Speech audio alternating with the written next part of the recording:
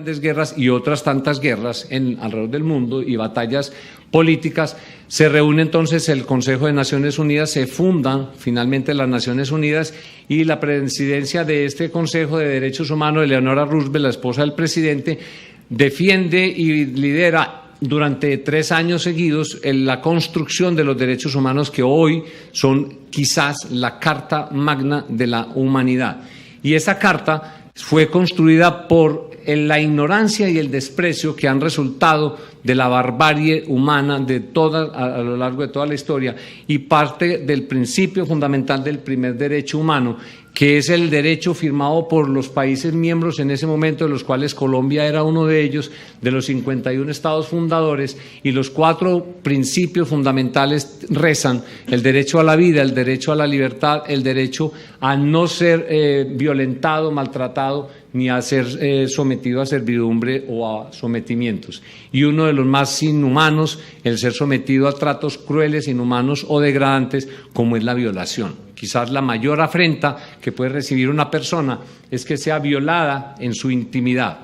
Colombia entonces, soportado en estos principios de la Carta Magna de las Naciones Unidas, reconstruye su constitución política en el 91 y establece que el país es un Estado de Derecho y que como es un Estado de Derecho, esta es la norma de normas y por lo tanto todos los ciudadanos del país deben cumplir esta norma y en esta norma se validan todos los derechos que están incluidos en los derechos humanos como un instrumento para hacer una sociedad justa, una sociedad que respete y valore la vida y valore el derecho de las personas a tomar decisiones. Y establece en el artículo 44 que son derechos fundamentales del niño la libre opinión, la protección de su salud y la protección contra todo tipo de abandono, como dijo el doctor Ochoa, abandono del Estado y de cada uno de los miembros de la sociedad, quienes de manera implícita o explícita igualmente generamos violencia contra los niños, física, moral, espiritual, y obviamente llegamos a abusar de los niños. En el año 2006, después de reconocer los derechos de la mujer y la gran magnitud de impacto que genera la violencia contra la mujer, la violación, el embarazo no deseado, surge entonces la ley la ley de prevención del aborto, la sentencia 355, y en esta sentencia se normatizan los 4 principios fundamentales para la protección del aborto, y traigo la palabra del lo que llaman el abuelo de la planificación en el mundo, que es Fred Tsai. En el año 2000 dice que ningún Estado envía a sus soldados a la guerra para defenderlos sin procurar que regresen sanos y salvos. Pero durante toda la historia de la humanidad se le ha pedido a las mujeres que luchen para renovar los recursos humanos sin darles la protección que se merecen. Con este principio, la sentencia 355 establece que una de las posibilidades de reclamación para el derecho al aborto está dado en la salud mental que está infringida por la violación y por el abuso sobre esta persona que la somete a una incapacidad mental y emocional de continuar con la gestación y de decidir y tomar la capacidad de decidir. Y obviamente en esa sentencia dice que el único requisito para reclamar el derecho al aborto, el derecho a la IVE, es que se presente simplemente una denuncia, pero cuando la niña es menor de 14 años, la ley lo dice muy claro, se presume que ha habido una relación no consentida que somete a la mujer a un estado de violación y que simplemente es un formalismo requerir una justificación legal para someterla o para presentarle el derecho al aborto. Entonces son prácticas prohibidas, en la sentencia está claro, prácticas prohibidas que no deben seguirse en el cumplimiento de la ley, impedir que sean niñas menores de 14 años sometidas a la reclamación del derecho al aborto. Y ni siquiera la anuencia de sus padres, o sea, si ella simplemente por su condición de ser humano y en uso de sus derechos reclama el derecho a la terminación, ella tiene derecho a la interrupción voluntaria de la gestación. Entonces, cuando hablamos de violencia, y hablamos de violencia en cualquiera de las expresiones de nuestra sociedad humana, lo más dramático que podemos ver en la violencia es la imposición del poder por las armas o tratar de someter a una comunidad, a un pueblo o a una cultura bajo principios ideológicos, principios de fe, etcétera, Y lo más cruel que podría ocurrir es la imposición de la acción médica, como ocurrió con Joseph Mengele en la Segunda Guerra Mundial. ¿Qué de común hay entre estos actores de la violencia en la historia y otros tantos actores?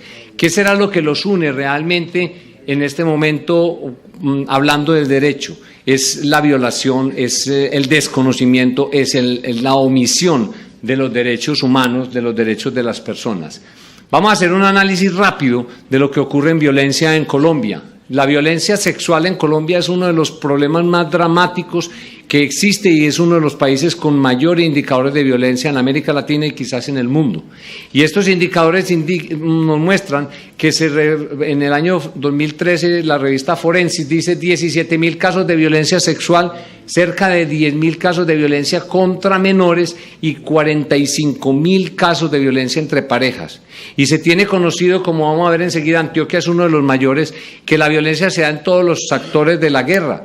En el capítulo en las sentencias o las investigaciones que se le han aplicado a los grupos armados, se ha mostrado que es una exposición de la violencia contra la mujer, es una forma de someter a una comunidad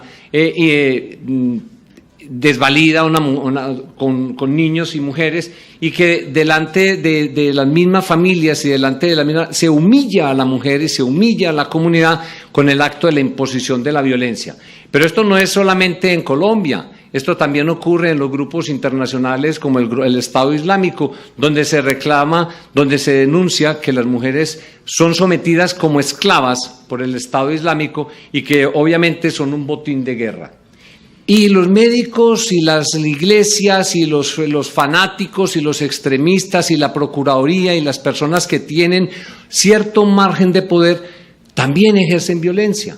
Cuando se empiezan a cuestionar y a plantear contrariedades contra la ley y a plantear los derechos de la mujer, también se está identificando con algo de violencia. ¿Qué será entonces lo que une a todas estas personas? A todas estas intenciones lo une una sola palabra, que es una intención, que es un hecho, es el término. El término de violencia, cuando uno lo aplica, inmediatamente trae lo más trágico, lo más cruento de los actos humanos, como degollar a una persona, como masacrarla, etcétera. Pero es que la violencia existe en muchas formas y la violencia se puede definir de una forma tan sencilla como cualquier daño o sufrimiento físico, sexual, psicológico a una persona, o cuando a esa persona se le impone el poder sobre ella de manera agresiva, vulnerando sus derechos. Bajo esa definición, el doctor Saúl Franco, que muchos de ustedes lo conocen, que es un salubrista, doctorado, trabaja en la Universidad Nacional, uno de las personas que más ha defendido desde la salud pública el término de la enfermedad común en Colombia, la violencia. Él define la violencia como todo proceso de interacción humana en el cual, mediante la imposición de la fuerza, y la fuerza no es solamente física, la fuerza también existe en la coacción mental, en la imposición o en la negación. Como decía un profesor del departamento, dejar de hacer es otra forma de hacer. Entonces, para lograr un fin que muchas veces es un fin que simplemente me gratifica, me tranquiliza, me permite permanecer en la zona de confort. Bajo ese esquema de la definición de la violencia, en una conferencia que el doctor Saúl Franco presenta en Argentina, define y resume los distintos ámbitos que están marcados en la violencia. Se nos volvió un paisaje. La violencia se convirtió como una de las condiciones de salud pública más comunes, es la realidad histórica de la historia de la humanidad y hay múltiples formas de ejercer la violencia, tanto en la interacción de la víctima como del victimario con el escenario en distintos niveles. El más íntimo de los escenarios es el hogar y de allí surgen casi la quinta parte de las violaciones a la intimidad de la persona. Es un proceso que se genera en una forma cíclica, donde el individuo se crea un entorno, se identifica un medio, se ejecuta, establece unas consecuencias y muchos de los que violan a las personas satisfacen su proceso cuando son sometidos a análisis psicológico diciendo que estaban haciendo lo que esa persona necesitaba, simplemente están justificando su acción y eso hace parte de la racionalidad de las emociones truncadas que tenemos los seres humanos. no obedece, no hay gen de violencia. La violencia no se puede identificar en ninguna de las características genéticas con el avance de la biología molecular. Por lo tanto, no hay forma de decir que las personas nacen violentas o que tienen una predisposición a la violencia. Hoy con la epigenética sí se puede decir que hay comportamientos alterados de capacidad o incapacidad de respuesta al estrés, potencialmente desde incluso antes de la concepción. La guerra como tal es el imperio donde se aplica la violencia, y los obstáculos para pensar contra ella, el doctor Saúl Franco los propone en 3. Primero, como todos los seres humanos, negamos una realidad. Segundo, lo redujimos a un término de bien versus mal, o sea, no es tan malo, y medicalizamos muchas veces la violencia haciendo simplemente actos protocolarios por el cumplimiento. Yo me propongo plantearles que lo que está pasando en el mundo es que nos volvemos en una zona de confort donde cambiar es muy difícil y es mejor permanecer allí. Y por eso cualquiera de las acciones, como no las reconocemos, no las identificamos, entonces no nos parecen violentas. El doctor Saúl Franco define que la violencia tiene 3 componentes fundamentales: un político, un componente económico y un componente sociocultural, que es muy importante, que están atravesados por una inequidad, o sea, por una incapacidad injustificada e innecesaria de distribuir y dar los bienes y los requerimientos de las personas, y que está en relación con los géneros, con las etnias, con las culturas, con los países y obviamente con los distintos grupos etarios que se consideran más vulnerables. La violencia, entonces, en ese término estaba determinada por 3 componentes. El primero y el más importante, la exclusión, que es la negación del amor. Cuando yo excluyo a una persona, le niego todo, esa emoción que se llama amor, que es la que nos hace seres humanos. Entonces, exclusión significa negación, invisibilidad o omisión. No me interesa y soy capaz de matarlo, soy capaz de negarlo, de rechazarlo. El segundo, la intolerancia. Somos incapaces de aguantar al otro porque no hemos educado la inteligencia emocional y no somos capaces de tolerar al otro en su dimensión, con sus problemas. Y el más grave de todo, la impunidad, porque no somos justos con nuestros derechos, no somos justos con nuestros reconocimientos, y creemos que la justicia simplemente es ajusticiar. Ajusticiar es tiene que pagar.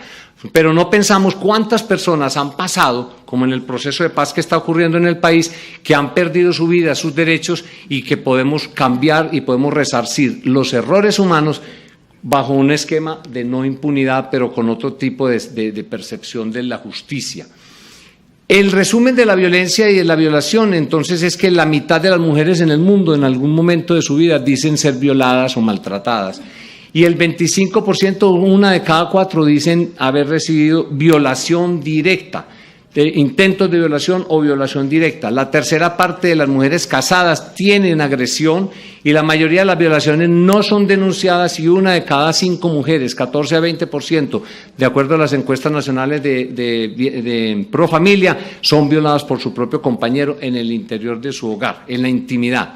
Y entonces, en ese sentido, las mujeres dicen que cuando se habla de violación y de violencia contra la mujer, no hay país desarrollado, no hay país que haya logrado vencer todos los estigmas de su comportamiento violento contra la mujer y contra los seres vulnerables.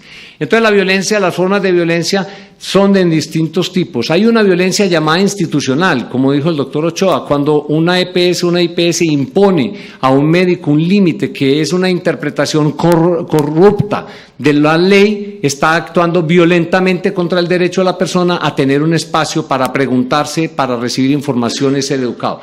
Hay una violencia psicológica, cuando yo hablo, utilizo términos que no son adecuados en el momento del parto o en la forma de expresarle a una mamá o a una persona su condición. Hay una violencia física cuando hay la agresión física, someter a una mamá a una cesárea innecesaria es una violación física porque la expone a los riesgos naturales de una condición quirúrgica.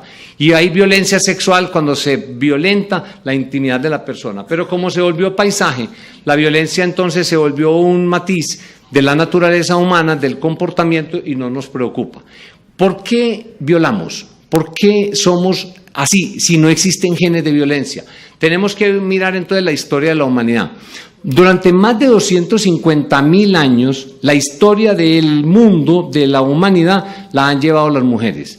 En la época del salvajismo, las mujeres sostuvieron, perdónenme la expresión, a teta limpia, la alimentación y nutrición y el seguimiento y protección de los niños que nacían en la época del salvajismo, protegiéndolos de las fieras y protegiéndolos incluso de las acciones imperativas o impulsivas de los hombres. Esta era la época de las diosas femeninas, de todos los tipos que existen todavía en nuestras culturas, que simplemente se magnifican en su capacidad procreativa de mantener la vida, de dar salud, de ser curanderas, de ser magas, de ser brujas y de dar amor, de educar en el amor. Esta es la historia de la humanidad, es más grande que la historia de la persistencia del hombre en los últimos 8.000 años en el poder.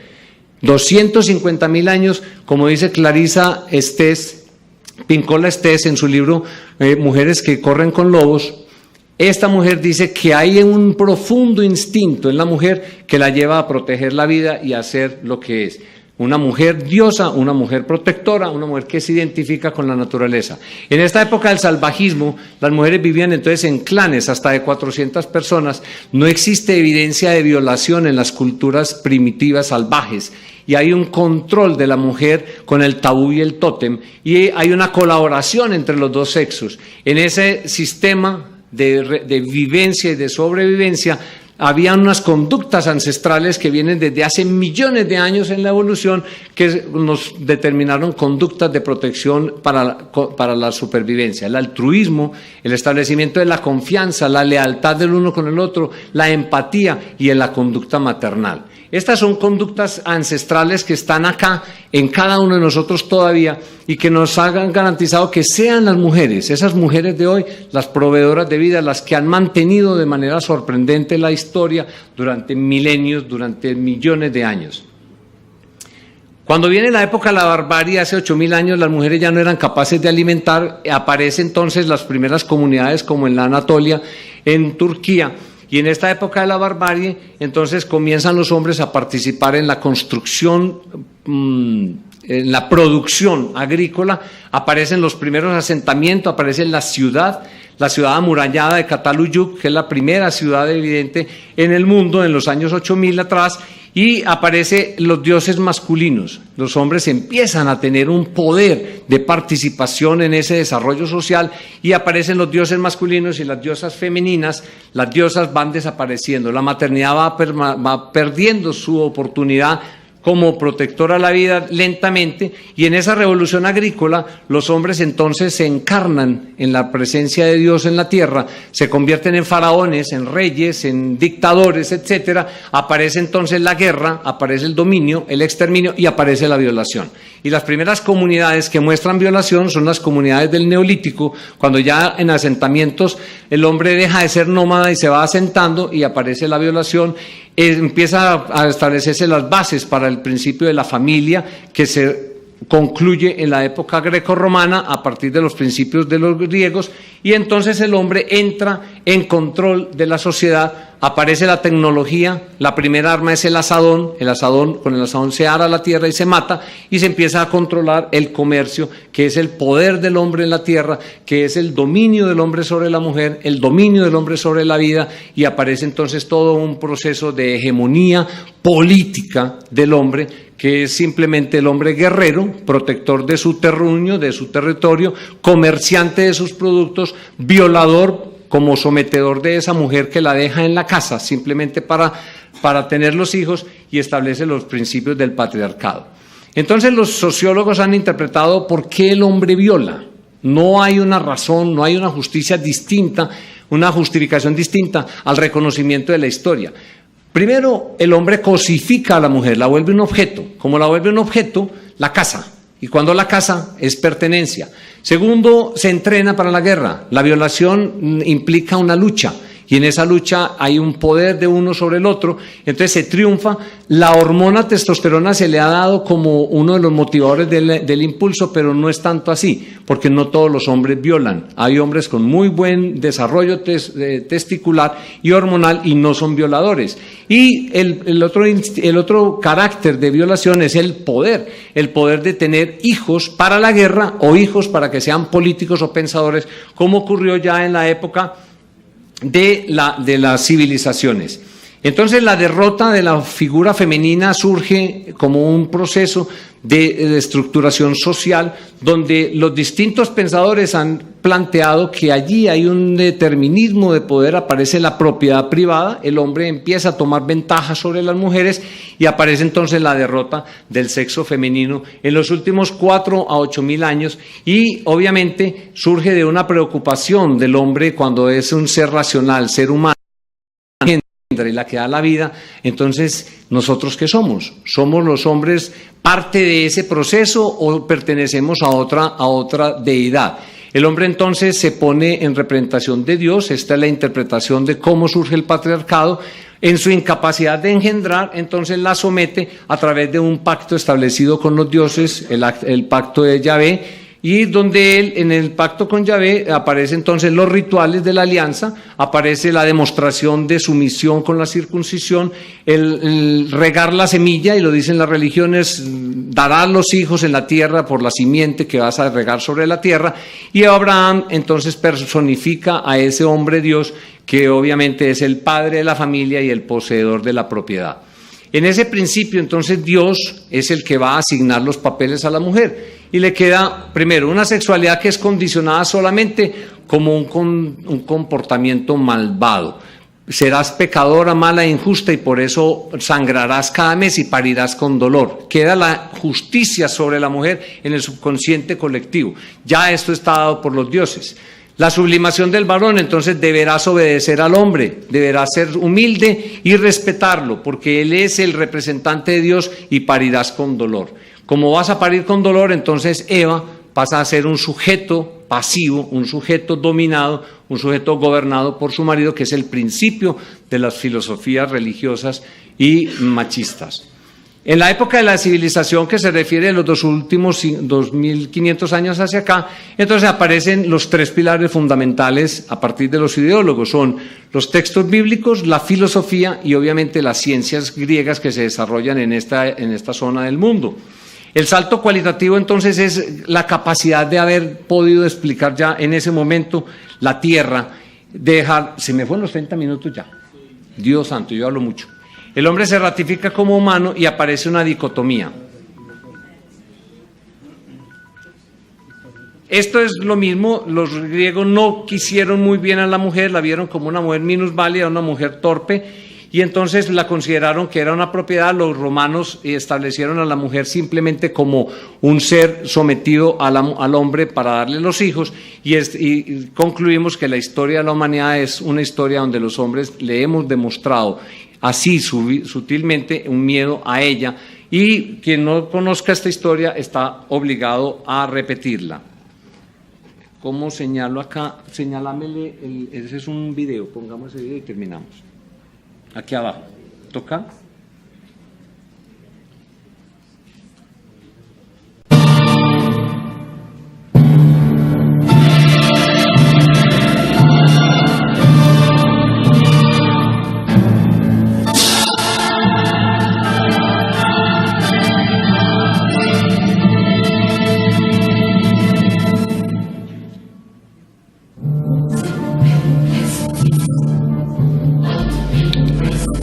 Vengo desde el ayer, desde el pasado oscuro y olvidado, con las manos atadas por el tiempo, con la boca sellada desde épocas remotas.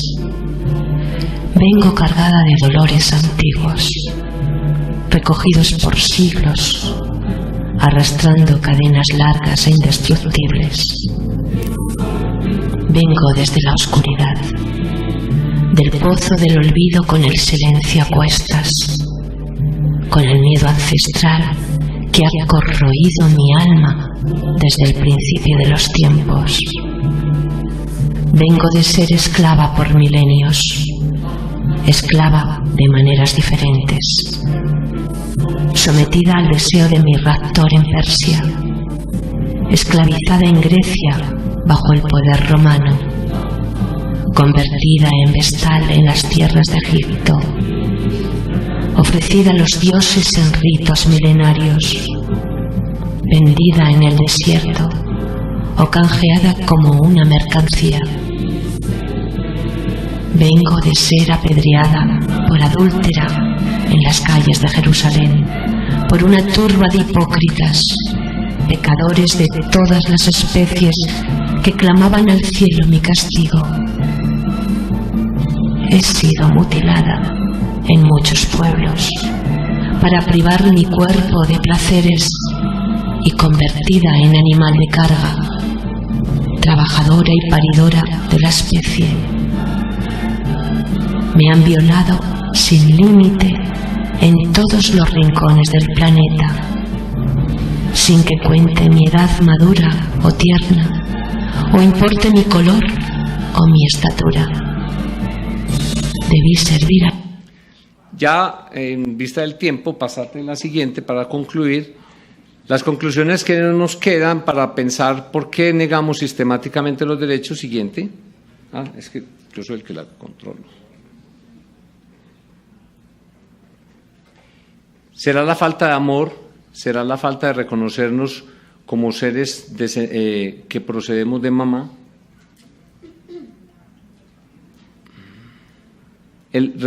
No reconocer el amor de mamá será lo que nos está faltando y por eso estamos comprometidos hoy.